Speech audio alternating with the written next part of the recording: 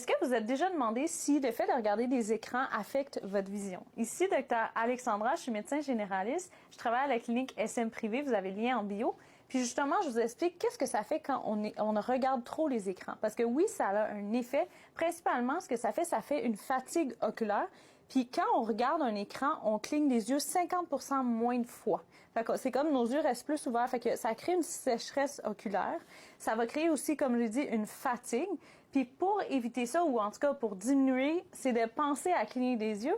Puis il y a la règle du 20-20-20. Ça veut dire à chaque 20 minutes qu'on est sur l'écran, pendant 20 secondes, on regarde à 20 pieds de nous. Juste pour que l'œil puisse changer, parce que l'œil est toujours de proche.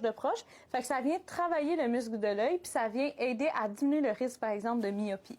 Parce que ça a été aussi montré que les gens qui sont souvent sur l'écran, surtout les enfants, vont mener à la myopie.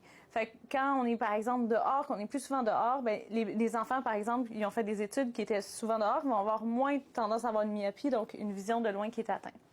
Donc, c'est des petites choses qui peuvent aider. Puis on sait qu'aussi que les autres choses que vous pouvez faire, là, c'est que quand vous regardez un écran, c'est d'avoir de la lumière aussi alentour. Fait que si vous êtes dans le noir à un écran, ça va empirer.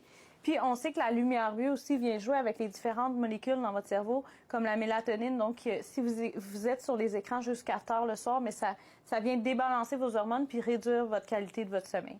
Fait que c'est plein de choses qui peuvent atteindre votre vision. Puis justement, bientôt, je reçois un ophtalmo pour mon prochain podcast. Fait qu'on va pouvoir lui poser la question puis avoir plus de détails vraiment d'un spécialiste sur qu'est-ce qu'il en pense sur cette question-là.